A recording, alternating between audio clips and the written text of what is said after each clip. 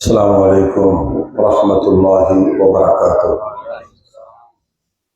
الحمد لله والصلاة والسلام على رسول الله. أما بعد، أعوذ بالله من الشيطان الرجيم. بسم الله الرحمن الرحيم.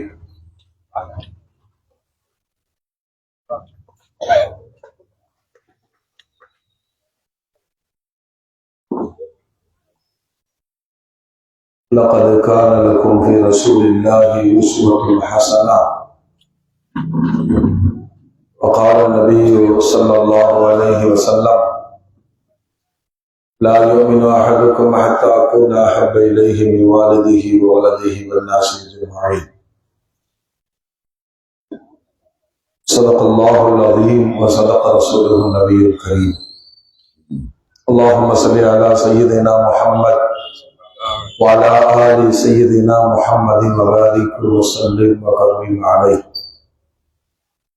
அளவில அருளும் நிகரில் அன்பும் கொண்ட எல்லாம் அல்ல அல்லாஹ்வின் திருநாமம் போற்றி ஆரம்பம் செய்கின்றேன்.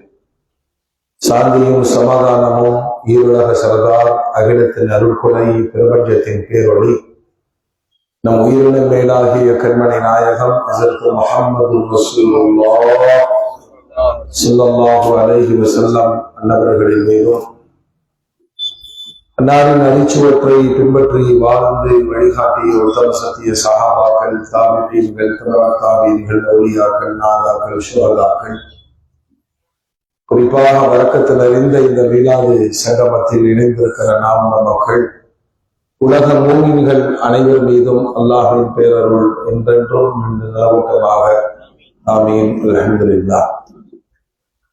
கண்ணியத்திற்கும் மரியாதைக்கும் உரிய அல்லாஹ்வின் நல்லடியார்களே, மேட்டுப்பாளையம் இந்திய யூனியன் முஸ்லிம் லீக் மீலாது விழா குழுவின் சார்பாக 57ஆம் ஆண்டு இந்த மீலாது தொடர் சொற்பொழிவின் தலைவர் சங்கைக்குரிய ஹஜ்ரத் கிப்லா அவர்களை, முன்னிலை வகிக்கக்கூடிய லீகினுடைய நிர்வாக பெருமக்களே, வருகை தந்திருக்கிற ஆண்டவர்களே, சான்றவர்களே, நம்முடைய தாய்மார்களே, மாணவ கண்மணிகளே,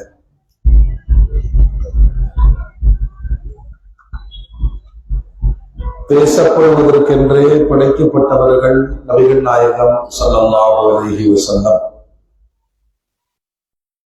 உலகத்தில் அதிகமாக உச்சரிக்கப்படுகிற திருநாமம் முஹம்மது ஸல்லல்லாஹு அலைஹி வஸல்லம். 1400 ஆண்டுகளாய் அவர் போன்ற ஒரு தலைமையை இந்த உலகம் பார்த்ததில்லை. வாழ்ந்த காலத்திலும் வாழ்க்கைக்கு பிறகும், கியாமத்து நாளிலும் கியாமத்திற்கு பிறகும் தலைமைத்துவம் என்பது எனக்கு மட்டுமே வழங்கப்பட்டிருக்கிறது என்று அல்லாஹ்வுடைய ரசூல் தன் நிலை குறித்து இந்த உம்மத்திற்கு விவரித்தார்கள். தலைமை என்பது என்னவென்று சொன்னால், தன் சார்ந்திருக்கிற எல்லா மக்களுக்கும் எல்லா பிரச்சனைகளுக்கும் வழிகாட்ட வேண்டும், எல்லா காலத்திற்கும் வழிகாட்ட வேண்டும்.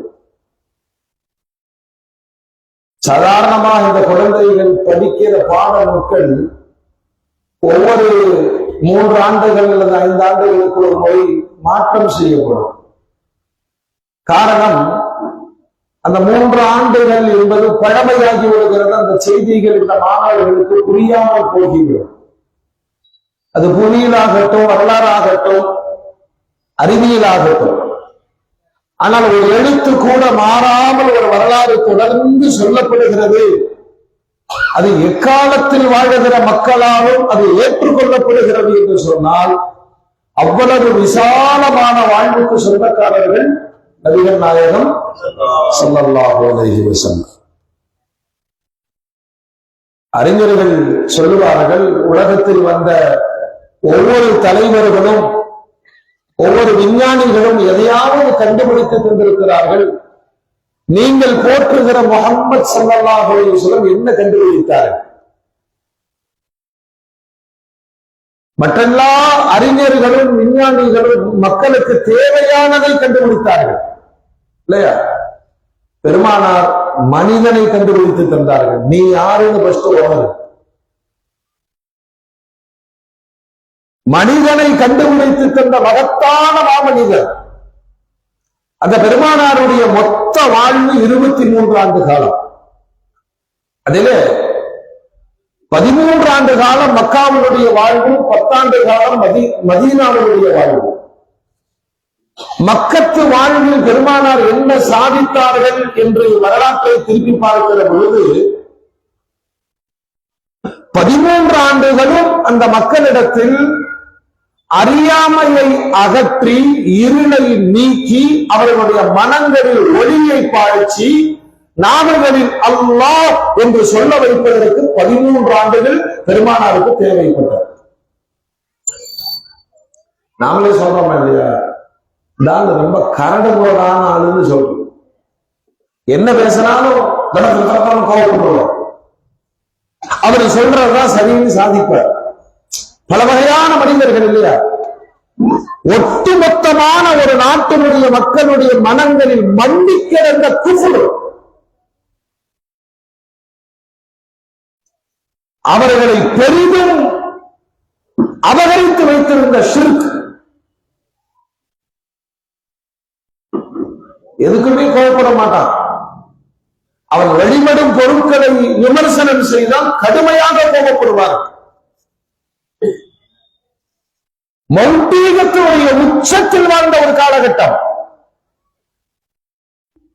2 வருஷம் ஒரு வீட்டை வந்து பராமரிக்காம வச்சிருந்தா என்ன ஆகும்? ஒற்றை பூச்சி, சிலந்தி வடை பண்ணி இல்லையா, பூச்சிகள் எல்லாம் வாழ தொடங்கிவிடும். இந்த மனித உள்ளத்தில் அல்லாஹ் என்ற வெளிச்சம் பாயாவிட்டால் அந்த இதயம் செத்து போய்விடும். செத்து போயிடும். நம்மள அல்லாஹ்வுக்கு எவ்வளவு சுக்ர் செய்யணும் தெரியுமா? இந்த நாட்டை பொறுத்த மட்டிலும் யாரை வணங்க வேண்டும் என்று கேள்வி கேட்டால் 3000 பதில்கள் இருக்கும். 30 கோடி முகமுடையார். யாரை வழிபடுவது என்பதிலேயே அவர்களுடைய விவாதங்கள் சென்று கொண்டே இருக்கும். ஆனால் நாம ரொம்ப சாதாரணமா போயிருவோம். வணக்கத்திற்குரியவர் வணக்கத்திற்குரியவர் அப்படி மட்டும் சொல்றதில்ல. லா இலாஹ இல்லல்லாஹ் வஹ்தஹு லா ஷரீக லஹ், அல்லாஹ் மட்டும்தான், அவனுக்கு இணை துணை கற்பனை எதுவுமே கிடையாது. இந்த ஈமான் இருக்கிறதுனால யார வணங்கணுங்கிற குழப்பங்கள் நமக்கு அறவே கிடையாது. அவன் காலிக், படைத்தவன், மற்றவைகள் அனைத்தும் மஹ்லூக், படைக்கப்பட்டவைகள். அதனால சூரியன் எப்படி போனா நமக்கு என்ன?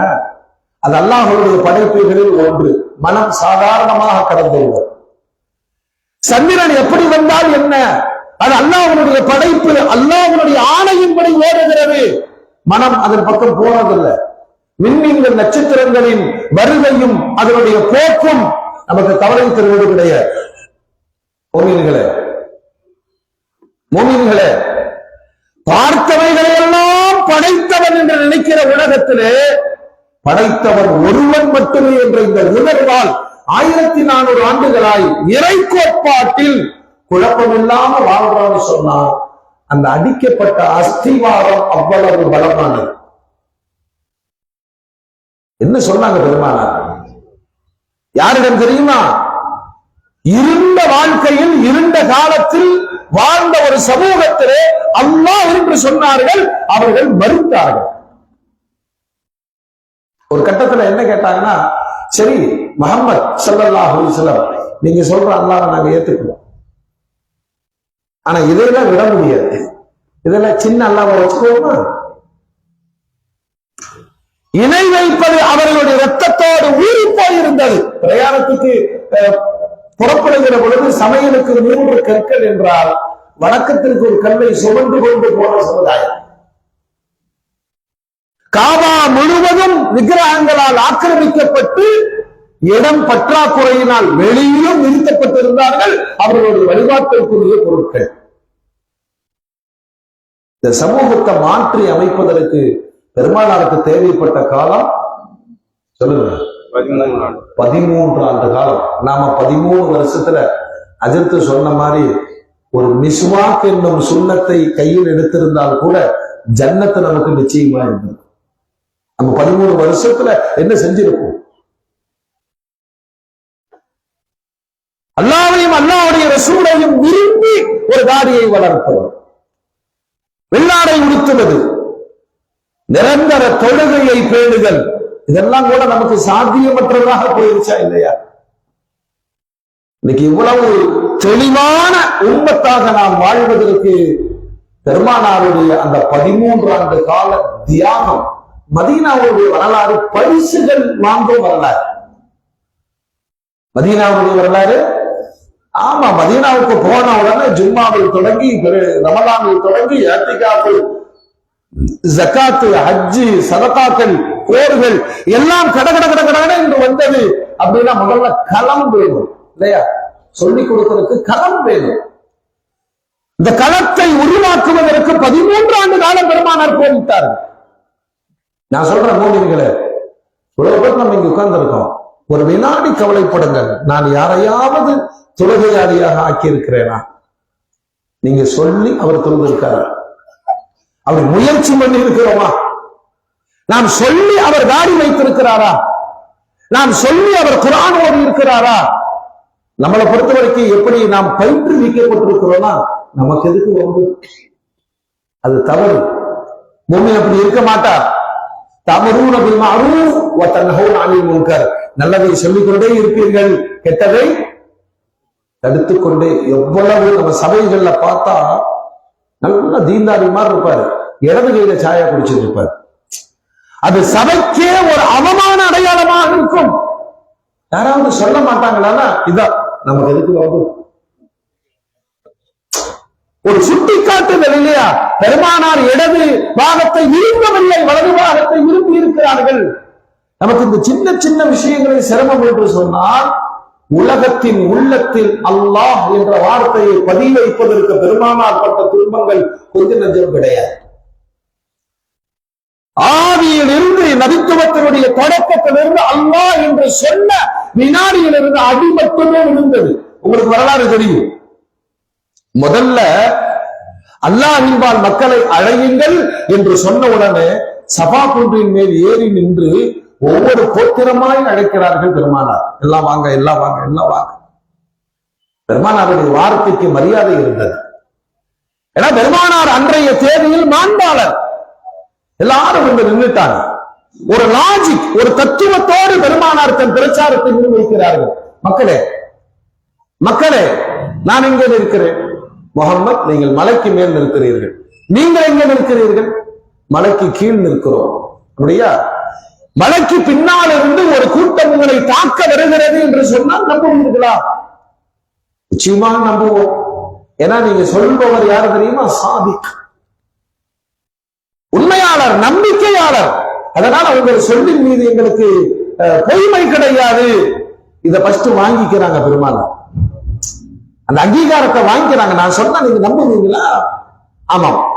பிறகு பெருமானார் சொல்றாங்க, மக்களே, உங்கள் தலைக்கு மேல் மரணம் காத்திருக்கிறது. இதைத்தான் முக்காவாசி நாமெல்லாம் மறந்து இருக்கிறோம். முக்காவாசி மறந்து இருக்கிற தைரியமா சொல்ற. 25 பாத்துருவோம். 2025 4 கோடி. எப்பவும் 4 கோடி. என்ன இஸ்ராயல் கூட அக்ரிமெண்டா? மரணம் குறித்து அதிகமாக நினைவு கொள்ளுங்கள் பெருமானார் சொன்னார்கள். இந்த தீனுடைய ஆரம்ப பேச்சு பெருமானார் முன்வைத்தது, உங்கள் தலைமேல் மரணம் காத்திருக்கிறது அப்படின்னு சொல்லிட்டு அல்லாஹ்வுடைய ரசூல் சொல்றாங்க, என் வார்த்தைகளை நீங்கள் நம்புகிறீர்கள், நான் சொல்லுகிறேன், வணக்கத்திற்குரியவன் அல்லாஹ் ஒருவன் மட்டுமே. அவ்வளவுதான். நான் கேட்கிறேன், இந்த வார்த்தை யாருக்காவது ஒரு உஷ்ணத்தை ஏற்படுத்துமா? நமக்கு ஏற்படுத்தாது. மாற்றுத்தலத்தில் போய் நீங்கள் வணக்கத்திற்குரியவன் அல்லாஹ் மட்டுமே, அவனுக்கு உருவம் கிடையாது, இணைதலை கிடையாது, புறக்கண்ணால் பார்க்க இயலாது, நம்புங்கள் அப்படின்னு சொன்னா அங்கிருந்து என்ன ரியாக்ஷன் வரும்? எதிரொலிக்கும். இன்னைக்கு எதிரொலிக்கும். ஏன்னா கண்மணி நாயகம் பார்த்த உலகம் அது. அல்லாஹ் அப்படின்னு சொன்ன உடனே முதல் குரல் கீழே இருந்து கேட்குது, சொந்த இரத்த உறவு அபூ லஹப் மண்ணை வாரி தப்பல்லக்கையா முஹம்மத் அலிஹாதா ஜமாத்தனா, நாசமா போ, இதற்காக எங்களை வர சொன்னாய்னு கேட்டான். அல்லாஹ் அக்பர். சற்று சில வினாடிகளுக்கு முன்புதான், முகமது நீங்க நல்லவர்கள், நீங்கள் சொன்னால் நம்புவோம், நீங்கள் அல் அமீன் அஸ்-சாதிக் அப்படி சொன்ன சமூகம் அல்லாஹ் என்று சொன்ன உடனே பித்து பிடித்தது. பாருங்க, நான் சொல்றேன், ரசூல் ஸல்லல்லாஹு அலைஹி வஸல்லம் தனக்காக ஒருபோதும் கவலைப்பட்டது கிடையாது. என்ன திட்டாங்களே, என்ன அடிச்சிட்டாங்களே, கவலைப்பட்டதே இல்லை. அல்லாஹ்வுடைய விஷயத்திற்காக கோபப்படுவார்கள். அதே மாதிரி அல்லாஹ் அவனை திட்டுறவன, அவனுக்கு எதிராக வணங்குறவன அல்லாஹ் கோபப்படவே மாட்டான். சொல்லிக்கிட்டே இருக்கிறான், தன் ஹபீபை ஒருவன் கடுமையாக பேசிய பொழுது அல்லாஹ்வுக்கு கோபம் வந்தா இப்படி பேசுவான். அல்லாஹ்வுக்கு கோபம் வந்தா இப்படி பேசுவான். ஒரே ஒரு வார்த்தை, தப்பல்லக்கையா முஹம்மத் அலிஹாதா ஜமாத்தனா, இதுக்குத்தான் எங்களை கூப்பிட்டாயா, நீ நாசமாக. அல்லாஹ்வுக்கு கோபம் உடனே இறக்கிட்டானே, தப்பத்தியதா அபீ லஹப் வதப் மா அகனா அன்ஹு மாலுஹு வமா கஸப். கட கட கட கட இந்த குழாய் வடி செண்டான்னு பார்க்கலாம். ஒரு குடம் தள்ளி விட்டு, தண்ணி தான் தள்ளி விட்டு இன்னொரு அம்மா புடிச்சிருச்சுன்னா நீ நாசமா போயிருவேன்னு சொல்லு. இந்த அம்மா சொல்லு, நீ நாசமா போவ, உன் குடும்பமும் நாசமா போகும், உன் மருமகனுக்கு கை விளங்காம போயிடும், உன் வீட்டுக்கார ஆக்சிடென்ட்ல செத்து போயிடுவேன். இதெல்லாம் குழாய் வடி சண்டையில பார்க்கலாம். இப்ப குழாயும் கிடையாது, சண்டையும் கிடையாது. சரியா? அல்லாஹ்வுக்கு கோபம் வந்தால் ஒரு வார்த்தை அபூ லஹப் சொன்னது. அல்லாஹ் சொல்றான், நீ நாசமாகு, உன் கை நாசமாகட்டும், உன் பொண்டாட்டி தற்கொலை செய்து கொள்ளட்டும், உன்னுடைய சொத்தெல்லாம் அழியட்டும்.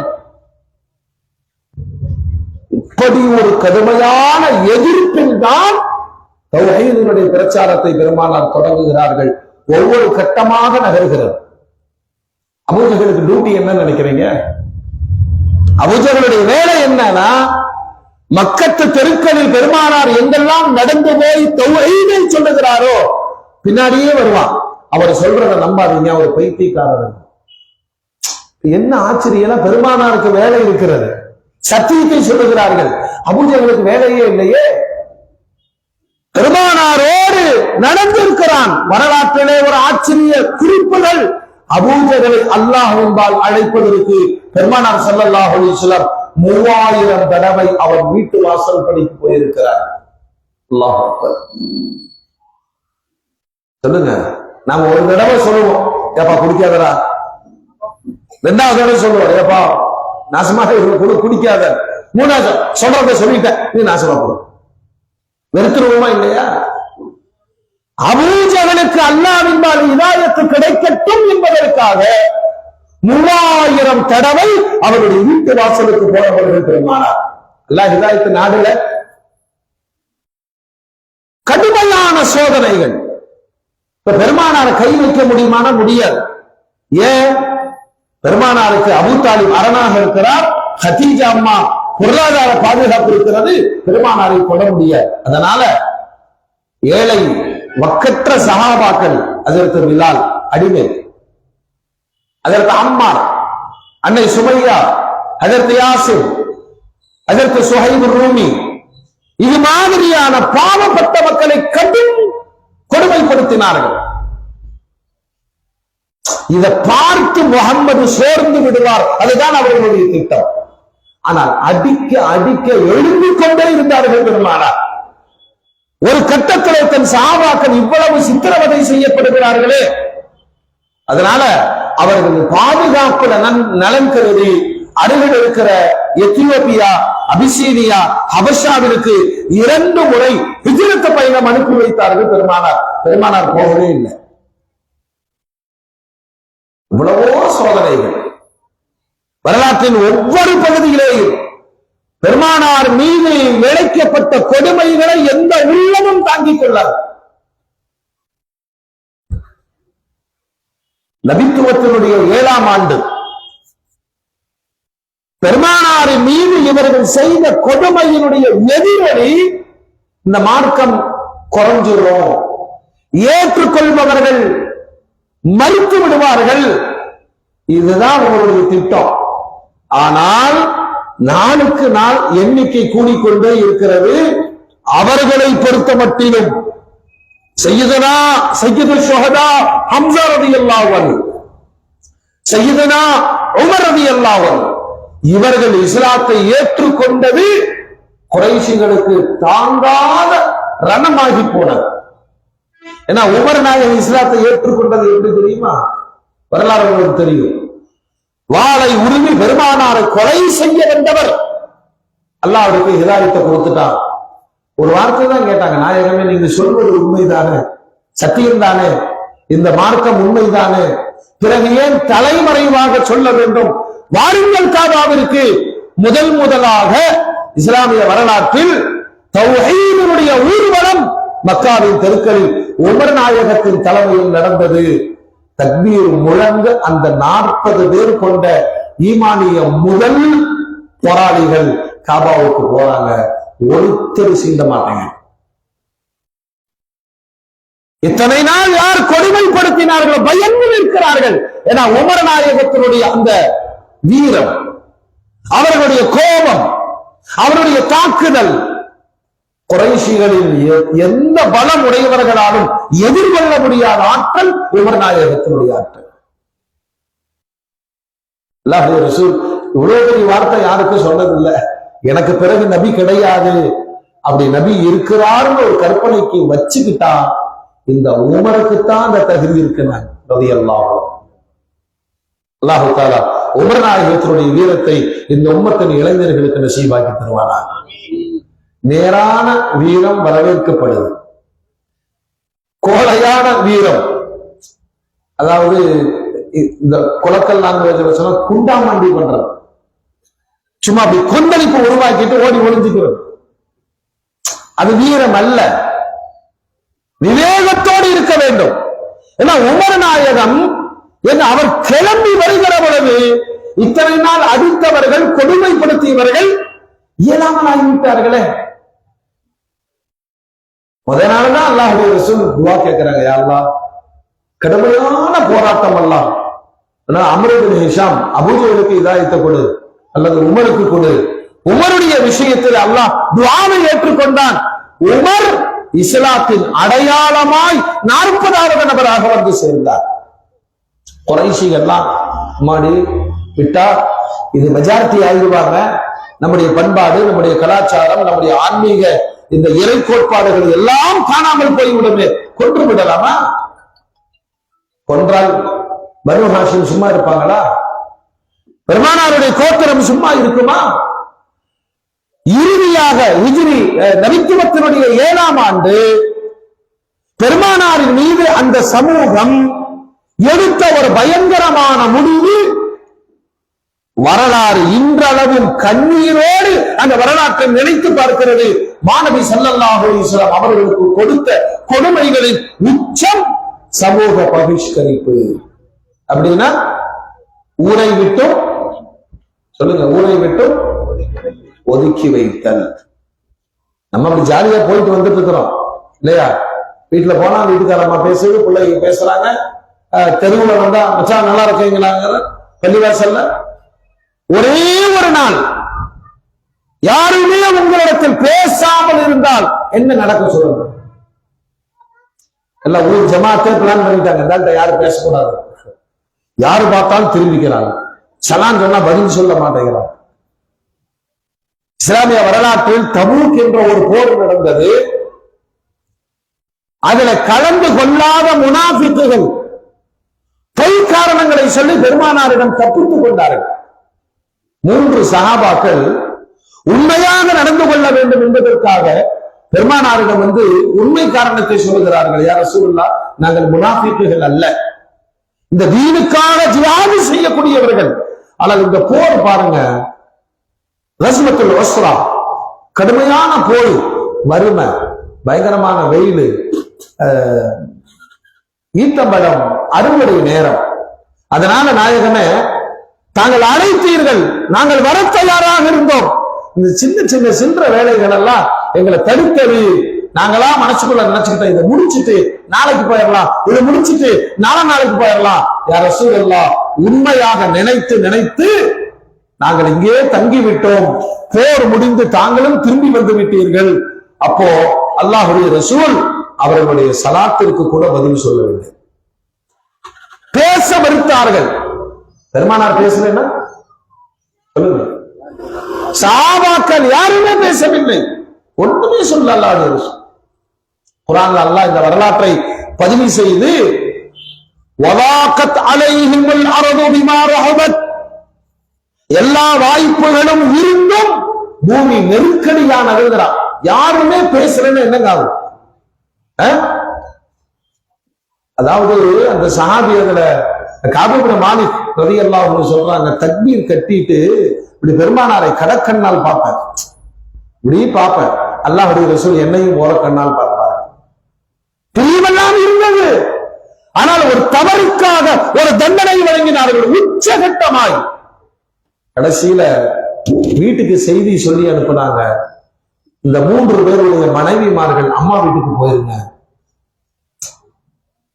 வீடுகார்கள் அல்லாஹ் இந்த வரலாற்றை சொல்லும் பொழுது, வாழ்ந்தும் நெருக்கடியான ஒரு வாழ்வு, ஊர்ல யாருமே பேசலன்னா என்ன நடக்கும்? இத்தகைய கொடூர முடிவை குறைஷிகள் கையில் எடுத்தார்கள். ஒரு கூட்டம் போட்டாங்க, ஒண்ணு செய்யலாம், முஹம்மது ஸல்லல்லாஹு அலைஹி வஸல்லம் அவருடைய குடும்பம் ஊரை விட்டு ஒதுக்கி வைக்கப்படுகிறார்கள், யாரும் பேசக்கூடாது, யாரும் உதவக்கூடாது, திருமண காரியங்கள் நடக்கக்கூடாது, பொருளாதார தடை முழுமையாக பின்பற்றப்பட வேண்டும் அப்படின்னு எல்லாம் எழுதி, யாராவது இவர்களோடு பேசினால், பொருளுதவி செய்தால் அவர்களுக்கும் இந்த தடை அப்படின்னு எழுதி, அன்றைய மரபுகளின்படி பெரிய அங்கீகாரம் என்னன்னா காபாவில் கொண்டு போய் மாட்டிவிட்டார்கள். வரலாறுகளில் இதை எழுதிய இருவர் குறித்த வரலாறு சொல்லுது. ஒன்று புஐர் இப்னு ஆமிர் இப்னு ஹாஷிம், இன்னொருத்த மன்சூர். இவர் தான் எழுதின இந்த தீர்மானத்தை. இந்த தீர்மானம் காபாவிலே மாற்றிவிடப்படுகிறது. காபாவில் ஒரு செய்தி தொங்கவிடப்பட்டால் ஆட்சேபனை இல்லாமல் மக்கள் அமல்படுத்துவார்கள். அல்லாஹ் அக்பர். புனிதமான மக்கா நகரில் வழிகாட்டும் குடும்பம், தலைமைத்துவத்தின் குடும்பம், பனு அப்துல் முத்தலிப், பனு ஹாஷிம், இந்த வரலாற்று சிறப்பு மிக்க குடும்பமே ஷாபே அபூ தாலிபில் போய் ஒதுங்குகிறது. சில நாட்களோடு உணவு தேவை முடிந்தது, நீர் ஆகாரம் கிடைக்கவில்லை. யாரு குடிச்சானா ஜமாத்தை விட்டு ஒதுக்கி வச்சிருவாங்க. இப்ப ஜமாத்தை குடிக்குதே, சொல்லுங்க. விபச்சாரம் பண்ணிட்டா தப்பா சொல்லுங்க, நான் எல்லாருமே குடிக்கிறாங்கன்னு சொல்லுவாங்க. விபச்சாரம் நம்ம காலத்துல ஹலாலாக்கி வச்சோம், அதற்கு சின்னஞ்சிறு செய்து ஆசைப்பட்டு ஒதுக்கி வைத்திருப்பது அநியாயம், கொடுமை. எழுதியவனின் கையை பார்த்தீர்களா? கை சூண்டிருச்சு, அப்பவும் திருந்தல. சரி, எத்தனை நாட்கள் பெருமானார் மீது இந்த தடை? நீங்க நல்லா கவனிக்கணும். இந்த திட்டங்கள் உலகத்துல இன்றளவு மேற்கொள்ளப்படுது. இஸ்லாமிய நாடுகள் அல்லது கொஞ்சம் வேகமான நாடுகள் அவங்க ஏதாவது நடவடிக்கையில் ஏற்பட்டா உடனே உலக நாடுகள், முக்கியமானவங்க நேட்டோ எல்லாம் சேருவாங்க. ஆப்கானிஸ்தான் மீது பொருளாதார தடை, பாலஸ்தீனத்தின் மீது பொருளாதார தடை, ஈரானின் மீது பொருளாதார தடை. இன்னைக்கு இருக்கா இல்லையா? இன்னைக்கு இருக்கா இல்லையா? இது குறைஷிகள் தொடங்கி வைத்தது. அடி வயிற்றுல கையை வச்சுட்டு அடங்கி போயிடுவார்கள். இவ்வளவு கொடூரமான ஒரு தண்டனை கொடுக்கப்பட்ட போது இந்த சமூகம் யோசிக்கணும், இந்த மனைவி எவ்வளவு பொறுத்திருப்பார்கள்? சொல்லுங்க, எவ்வளவு பொறுத்திருப்பாங்க? இப்ப எல்லாம் நல்லா பாதுகாக்கணும். நோய்வாய்ப்பட்டு மருத்துவமனைக்கு போயிட்டீங்கன்னு சொன்னா அந்த ஆரம்ப நேரங்கள்ல பரபரப்பு இருக்கும். அப்புறம் சொல்லுவோம், எங்க ரத்தம் அப்படி துவாசி இங்க திருத்தி எல்லாம் 1 நாள் 2 நாள் 3 நாள், 3வது நாள் நைசா நான் ஆபீஸ்க்கு போகணும், மகன் கிளம்பிடுவார். அம்மா எனக்கும் முடியல, வீட்டுக்கு வந்துருவார். நம்ம நிலைமை இதுதான், நீங்க முடிவு பண்ணிக்க. 3 ஆண்டு காலம் பெருமானார் மீது சமூக பகிஷ்கரிப்பு. மனம் தளராமல் அந்த காலங்களில் பெருமானாரோடு உடன்பட்டவர்கள் கதீஜா ரலியல்லாஹு அன்ஹா. சின்ன சின்ன குழந்தைங்க, பெருமானாருக்கு 4 பெண் குழந்தைகள் அல்லவா, எல்லோரும் இருக்கிறார். அல்லாஹ் அக்பர். சஅத் இப்னு அபீ வக்காஸ் இருக்கிறார். ஆதரித்த அபூ தாலிபின் குடும்பமும் இருக்கிறது. எல்லோருக்குமே பாதிப்பு. சரி, எப்படி திரும்பணும்? ஜமாத்தை விட்டு ஒருத்தரை ஒதுக்கி வச்சுட்டாங்கன்னா இப்ப குடும்பமே சேர்ந்து கிளாஸ் எடுக்குது, மன்னிப்பு லெட்டர் எழுதி கொடு ஜமாத்துக்கு, இனிமேல் செய்ய மாட்டேன்னு சொல்லிடு, ஒன்னால நாங்களும் அசிங்கப்படுறோம், இப்படித்தானே வருவோம். ஆனால் பெருமானாரோடு ஒரு சமூகம் பாதிக்கப்பட்டிருக்கிறது. ஒருவர் கூட பெருமானாரை எதிர்த்து ஒரு வார்த்தை சொல்லவில்லை. காரணம், அவர் சொன்னது அல்லாஹ். இப்படி எல்லாம் இருந்தாலும் பெருமானாரின் அந்த நிகழ்வுகள், நடைமுறைகளை வரலாறு சொல்லுது. தன் மீது இவ்வளவு பெரிய தடை விதிக்கப்பட்டிருப்பதை பெருமானார் அலட்டிக் கொள்ளவில்லை. தினம் தினம் காலை ஷாபை அபூ தாலிபில் இருந்து வெளியே வருவார்கள். நடமாடுகிற அத்தனை பேருக்கும் அல்லாஹ்வை சொன்னார்கள், மார்க்கத்தின் பால் அழைத்தார்கள். இந்த மாதிரி ஒரு தாவத், இந்த மாதிரி ஒரு அழைப்பு, இது மாதிரியான முஜாஹதா யாராவது செய்திருக்க முடியுமா? அவ்வளவு கொடுமைகளையும் தாங்கிக் கொண்ட பெருமானார் ஒன்றல்ல, இரண்டல்ல, 3 ஆண்டு காலம் காபாவில் மாற்றப்பட்ட தீர்மானம் அப்படியே நடைமுறைப்படுத்தப்படுகிறது. யாருமே பேசுறது இல்லைங்க, கொடுக்கல் வாங்கல் இல்லை. மீறி யாராவது, அதாவது அந்த அபூ தாலிப் கணவாயிலிருந்து குழந்தைகளின் அழுகுரல் வெளியே கேட்கும். சில மனிதர்கள் இருப்பாங்களா இல்லையா, சில மனிதர்கள் குறைஷிகள்கிட்ட போய் சொல்லுவாங்க, நீங்க எல்லாம் மனிதர்களா மிருகங்களா, பச்சிலம் குழந்தைகள் பசியால் அழுகிறார்களே. அப்ப குறைஷிகள் கூட்டாக சேர்ந்து சிரிப்பார்களா? என்ன தப்பு பண்ணாங்க சொல்லுங்க, என்ன தப்பு பண்ணாங்க? அல்லாஹ் என்று சொன்னார்கள். வரலாற்றிலே இப்படி ஒரு கொடுமை எந்த தலைவருக்கும் நடந்ததில்லையே. ஆனால் பெருமானார் அது குறித்து கவலைப்படல. சரி, கூட இருந்தவர்களாவது மனோரீதியாக பலகீனம் அடைந்தார்களானா? பலமா இருந்தாங்க, நேரத்துக்கு தொழுதாங்க, அல்லாஹ்வுடைய கலாம் ஷரீஃப் ஓதிக் கொண்டிருந்தார்கள், பெருமானாருடைய பிரச்சாரத்தை செவிதாழ்த்தி கேட்டார்கள். அதுக்கு மேல இந்த 3 ஆண்டுகளிலேயும் ஹஜ்ஜுடைய காலங்களில் வெளிநாட்டு மக்கள் மக்காவிற்கு வருவார்கள், மினாவுக்கு வருவார்கள். அந்த காலகட்டங்களிலேயும் பெருமானார் ஸல்லல்லாஹு அலைஹி வஸல்லம் தன் பிரச்சாரத்தை துரிதப்படுத்தினார்களே தவிர மனம் உடைந்து போய் வீட்டில் அமரவில்லை. கடுமையான வறுமை, கடுமையான பஞ்சம், இது எத்தனை நாளைக்கு இது நடப்பது என தீர்மானம் காபத்துல்லாஹ்விலே. ஒரு காலகட்டத்தில் சில குறைஷி தலைவர்களை இந்த பனு ஹாஷிமுடைய குடும்பத்தார்கள் சந்தித்து பேசினார்கள். இதெல்லாம் ரொம்ப அநியாயம், நம்முடைய உறவுகள் அல்லவா. ஆனா அவங்க ரொம்ப கடுமையா இருந்துட்டாங்க, காம்ப்ரமைஸே கிடையாது. கடைசியில் அபூ தாலிப் ஒரு நாள் பெருமானாரிடம் வந்தார், மகனே இதுக்கு என்னதான் தீர்வு? சமூகம் ஒன்றாய் சேர்ந்து உங்களை ஒதுக்கி வைத்திருக்கிறது. நீங்க என்ன சொல்றீங்க? வலது கையில் சூரியனையும் இடது கையில் சந்திரனை தந்தாலும் நான் எடுத்திருக்கிற ஏகத்துவ பிரச்சாரத்தை நிறுத்த மாட்டேன்னு சொல்றீங்களே, இதுக்கு போகும்படி என்ன? பெருமானார் வாய் திறக்கிறார்கள், பெரிய தந்தையே, அவர்கள் எழுதி வைத்த தீர்மானத்தை கரையான் தின்று விட்டது. எழுதி வைத்த தீர்மானத்தை கரையான் தின்று விட்டது. தீர்மானம் காலாவதியாகிவிட்டது. வேண்டுமானால் நீங்கள் போய் காபாவில் பாருங்கள். குறிப்பையும் பெருமானார் சொன்னார்கள். அந்த கரையானுக்கு கூட தௌஹீத் இருக்கிறது, அல்லாஹ்வை விட்டு விட்டு எல்லாவற்றையும் அழித்து விட்டது. அந்த கரையானுக்கும் தௌஹீத் இருக்கிறது, அல்லாஹ் என்ற வார்த்தையை விட்டுவிட்டு எல்லாவற்றையும் அழித்து விட்டது. உலகத்தில் பெருமானாரை எந்த சந்தேகமும் இல்லாமல் நம்பிய முழு நம்பிக்கையோடு இருந்தவர் அபூ தாலிப். நேர குறைஷி தலைவர்களை கூட்டினார், சொன்னார், நான் வளர்த்த பிள்ளை அப்துல்லா வளர்க்கவே இல்லை.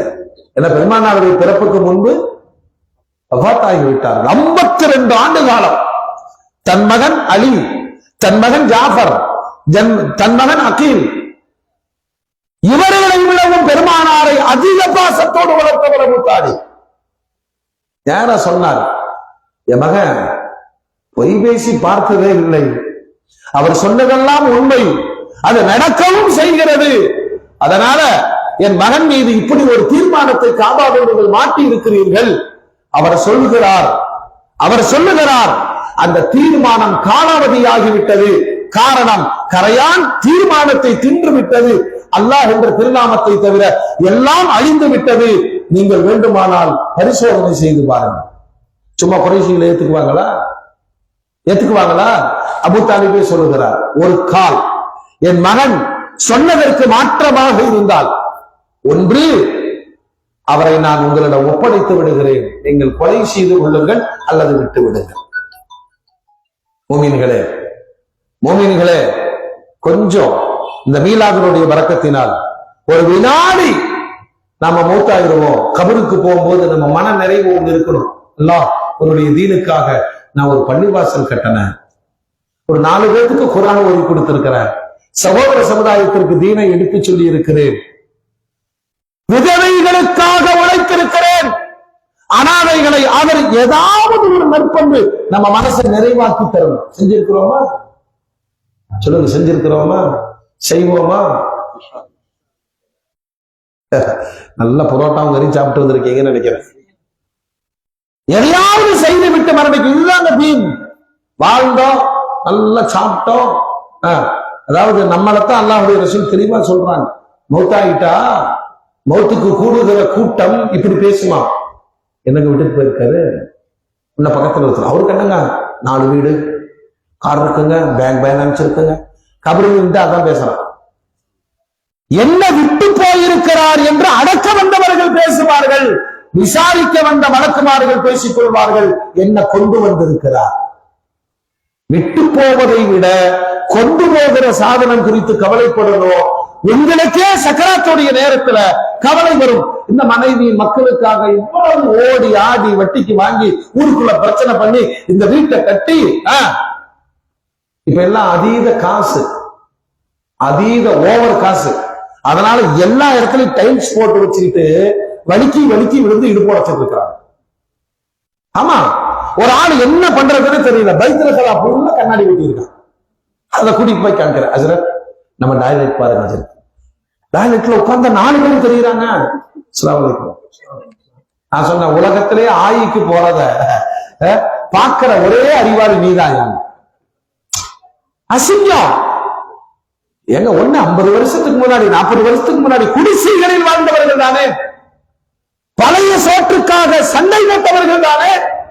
கொஞ்சம் நல்ல பொருளாதாரத்தை கொடுத்த உடனே இதுவே நிரந்தரம் என்று நினைக்கிற நீங்கள் எத்தனை பேர்கள் மஸ்ஜிதுகளை எழுப்பி இருக்கிறோம், குர்ஆனை வாசிக்க செய்திருக்கிறோம். அல்லாஹ் அக்பர். நம்மிடம் ஒப்படைக்கப்பட்ட அமானிதமான இந்த தீன் அடுத்த தலைமுறைக்கு நாம் கொண்டு போய் சேர்க்காவிட்டால் அந்த போராட்டத்தை தான் பெருமானார் முன்னெடுத்தார். எதுக்கப்பா ஊழல் ஒன்று, இனிமேல் நான் பேச மாட்டாங்க அப்படின்னு போயிருக்கலாம்ல, சொல்லுங்க, சொல்ல போயிருக்கலாம்ல. ஒரே எதிர்க்கிறான், நான் ஏன் பேசணும்?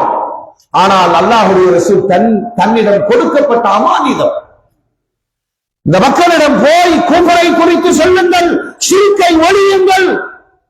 களம் இறங்கினாங்களா இல்லையா? தன் மீது திணிக்கப்பட்ட அந்த பெரும் தடைகளை எதிர்த்து நின்ற பெருமானார். அபூ தாலிபு சொல்றார், அவர் பொய் பேசி நான் பார்த்ததே இல்லை, நீங்க காபாவை திறங்க. குறைஷிகள் மனமில்லாமல், அபூ தாலிப் முக்கியமான ஆளு, மக்காவின் தலைவர்களில் ஒருவர், காபாவை திறக்கிறார்கள். கண்மணி காத்தமன் நபி முஹம்மது ரசூலுல்லாஹ் வாழ்நாள் முழுவதும் உண்மை மட்டுமே பேசியவர்கள். அவர்கள் சொன்ன வார்த்தையில் ஒன்று கூட பிசகாமல் அந்த தீர்மானம் கரையான்களால் அழிக்கப்பட்டிருக்கிறது. அது அல்லாஹ் என்ற திருநாமம் மட்டும் இருக்கிறது. அதிர்ந்து போன குறைஷிகள் உடனே வெளியே வந்தார் அபூ தாலிப். அவங்க எல்லாம் தடை நீக்கல. அபூ தாலிபே சொன்னார், தீர்மானம் உண்மைதான், நடைமுறை உண்மைதான், கரையான் அழித்ததால் காலாவதியாகிவிட்டது. இனிமேல் இந்த தீர்மானத்திற்கு பனு ஹாஷிம்கள் கட்டுப்பட மாட்டோம், பனு முத்தலிம் கட்டுப்பட மாட்டோம், கிளம்புங்கள். பெரியவர்கள் எல்லாம் கிளம்பினார்கள். இனிமேல் இந்த தடை நீடித்தால் போர் மூடும் என்று சொன்னார். அல்லாஹ் அக்பர். குறைஷிகளுக்கு இது பெரிய அவமானம். இல்லை, தாங்கள் போட்ட தீர்மானம் தோற்று போனதா இல்லையா? சரி, இந்த தீர்மானத்தில் அவர்கள் எதிர்பார்ப்பது என்ன? இன்னைக்கு இந்த தீர்மானங்கள் தான் பாலஸ்தீன் மீது திணிக்கப்பட்டு இருக்கிறது. இதே தீர்மானம் தான் ஈரானின் மீது திணிக்கப்பட்டு இருக்கிறது. இதே தீர்மானங்களால் தான் சதாம் பழிவாங்கப்பட்டார். யோசிக்கணுமா இல்லையா? அதே தீர்மானங்களில் அசாமில் 29 பேரை நீங்கள் இந்தியன் இல்லை என்று தூக்கி விட்டார்கள். இது தமிழகத்தில் பாய எவ்வளவு நேரமா? கொஞ்சம் யோசிக்கணுமா இல்லையா? வெறும் இந்த துன்யாவினுடைய வாழ்வு அல்ல. அல்லாஹ் சொல்றான், சுகமா வாழு, கல்யாணம் முடிச்சுக்கோ, குழந்தைகளை பெற்றுக்கோ, நல்லா சம்பாரி, என்ன செய்ய, இந்த மார்க்கத்திற்கு நீ என்ன செய்திருக்கிறாய்? பெருமானாரை பார், பெருமானாரை பார். 9 மனைவிமார்கள், 9 வீடுகள், 65 போர்கள், இடைவெளி இல்லாத பிரச்சாரம்.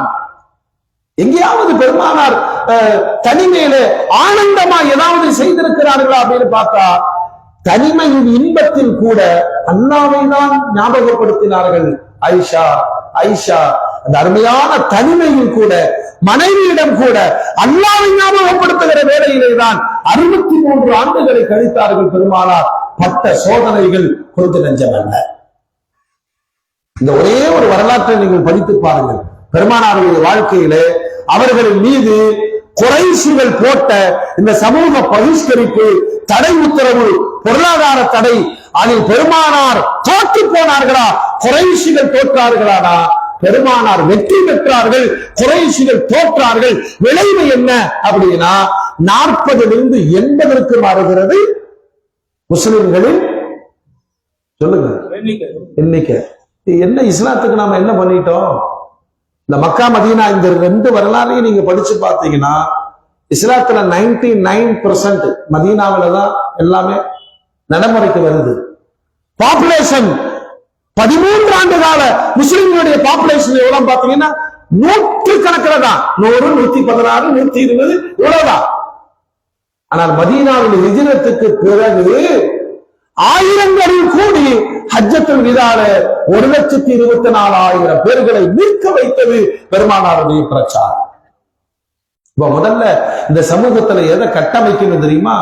இந்த ஈமானை பலப்படுத்திக் கொண்டே இருக்கிறோம். அமல்கள்லாம் 2வது. ஈமான் ஸ்ட்ராங்கா இருக்கணுமா இல்லையா? ஒண்ணு இல்ல, நம்ம பிள்ளைகள்லாம் கொஞ்சம் நிறைய சத்தம் போட்டு இருந்தாங்க. இப்ப ஒருத்தனோட சத்தத்தையும் காணா, சுன்னத் ஜமாத் மட்டும் இருக்கு. நான் சொல்றது உங்களுக்கு புரியும் நினைக்கிறேன். அந்த பயங்கரமான மார்க்க போராளிகள் எல்லாம் டுபா குருங்கிறதுனால காண போயிட்டாங்க. ஒருத்தனும் கிடையாது.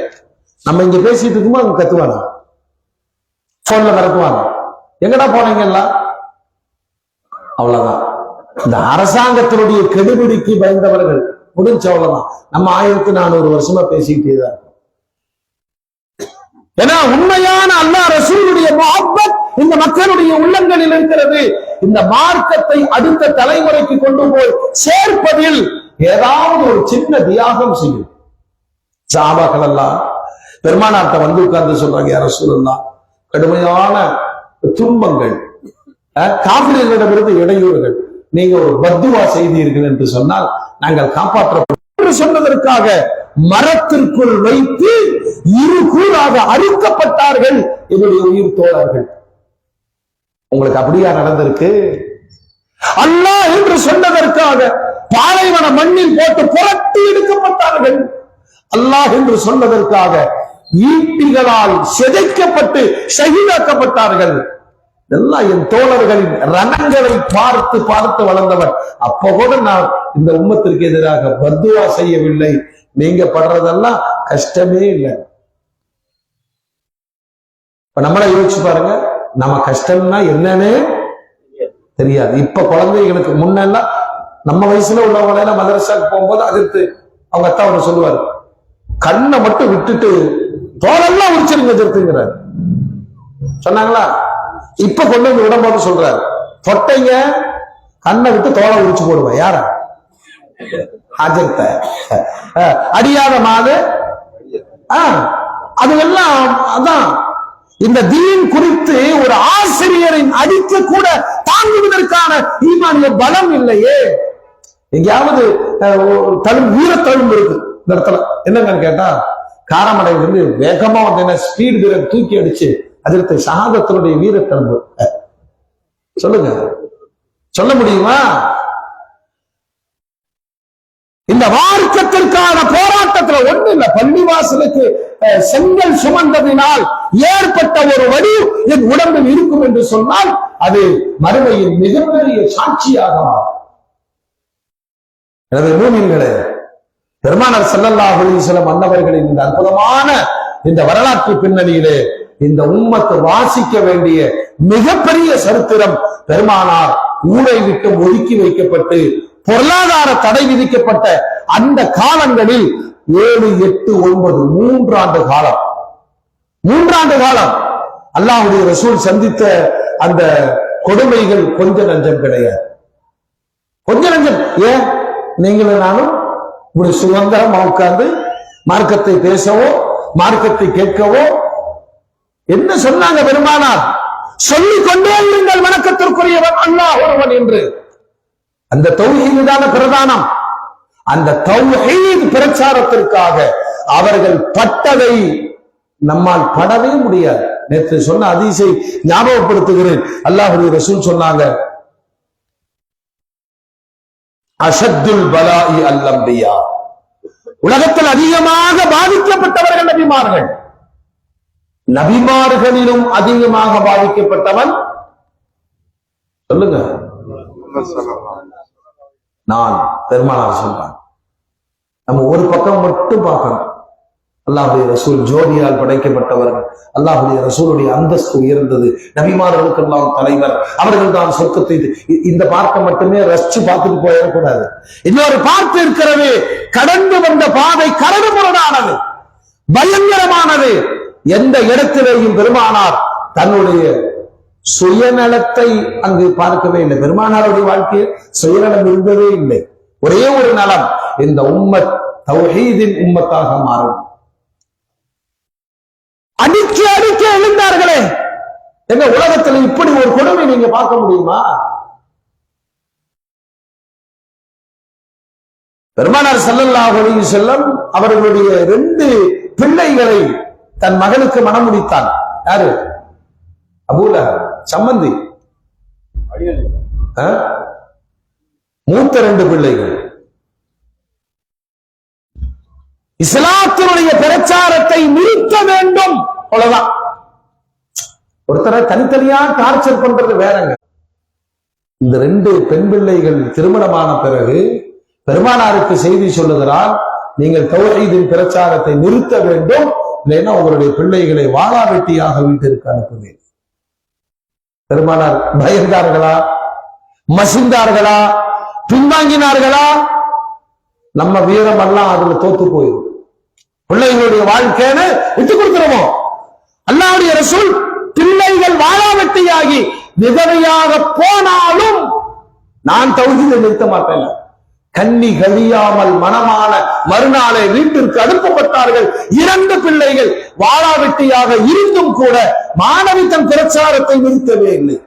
இந்த தியாகங்களின் வடுக்கள் தான் இன்றைய உம்மத்தை வாழ வைத்துக் கொண்டிருக்கிறது. மூமின்களே, பெருமானாருடைய அற்புதமான இந்த வரலாற்றை வாசிப்பதோடு வளரும் தலைமுறைக்கு சொல்லிக் கொடுத்து மார்க்கத்தின் மீது ஒரு உத்வேகத்தை ஏற்படுத்தினால் மட்டுமே வருங்கால சமூகம் உண்மையான தௌஹீத்வாதிகளாய் வாழும் வல்ல ரப்புல் ஆலமீன் நபி நேசர்களாய், ஏகத்துவத்திற்காக போராடக்கூடிய மக்களாய், உண்மையான தக்வாவுடைய மக்களாய், அஹ்லுஸ் சுன்னத் வல் ஜமாஅத்துடைய கோட்பாடில் மரணம் வரைக்கும் வாழுகிற சிறந்த சமுதாயமாக வாழ்வதற்கும் மறுமையில் வெற்றி பெறுவதற்கும் அல்லாஹ் தௌஃபீக் செய்வானாக. வஆஃபிரு தஅவானா அனில் ஹம்துலில்லாஹி ரப்பில் ஆலமீன். வஸ்ஸலாமு அலைக்கும் வரஹ்மத்துல்லாஹி வபரகாத்துஹு.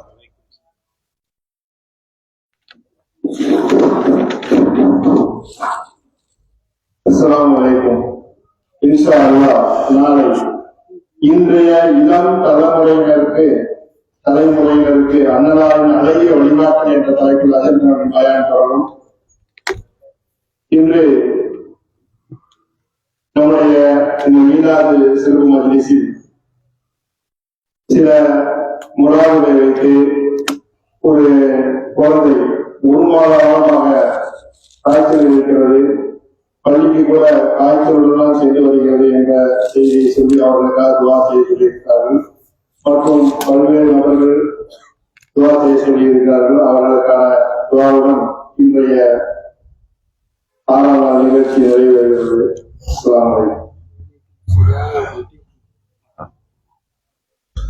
أمين الحمد لله رب العالمين. اللهم صل على سيدنا محمد وعلى آل سيدنا محمد وبارك وسلم عليه.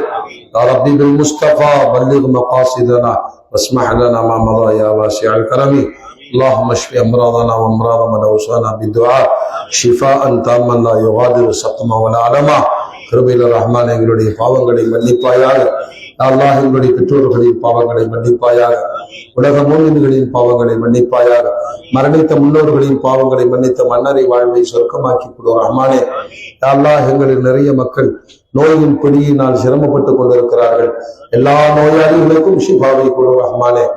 ஆஃபியத்தை கொடு யா அல்லாஹ், ஆரோக்கியத்தை கொடு ரஹ்மானே. கடைசி வரைக்கும் நின்று வணங்கி ருக்கு செய்து சுஜூதில் நெற்றி படர்ந்து வணங்கி மகிழ்கிற பாக்கியத்தை நசீபாக்கி கொண்டு ரஹ்மானே. யா அல்லாஹ் உடல் உறுப்புகளை முடக்கி விடாதே ரஹ்மானே. எங்கள் உள்ளத்தை கருமையடை செய்து விடாதே யா அல்லாஹ். சிந்தனைகளை மாற்று சிந்தனையாக அமைத்து விடாதே ரஹ்மானே. யா அல்லாஹ் எங்கள் மனைவி மக்களின் மூலமா கண்குளிர்ச்சி கொடு ரஹ்மானே. எங்கள் வீடுகளில் பரக்கத்து செய்ய அல்லாஹ், பொருளாதாரத்தில் பரக்கத்து செய்ய ரஹ்மானே. உள்ளத்தை விசாலமாக்கி கொடு யா அல்லாஹ். எண்ணங்களை அழகாக்கி கொடு ரஹ்மானே. கண்மணி நாயகத்தினுடைய வரக்கத்தினால் அனைத்தையும் சுபமாய் சுபிட்சமாய் அமைத்துக் கொடு ரஹ்மானே. இம்மையிலும் மறுமையிலும் வெற்றி பெறுகிற கூட்டத்தில் எங்களை சேர்ப்பாயாக.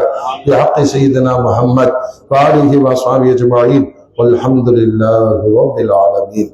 ஸல்லல்லாஹு அலா முஹம்மத் ஸல்லல்லாஹு அலைஹி வஸல்லம்.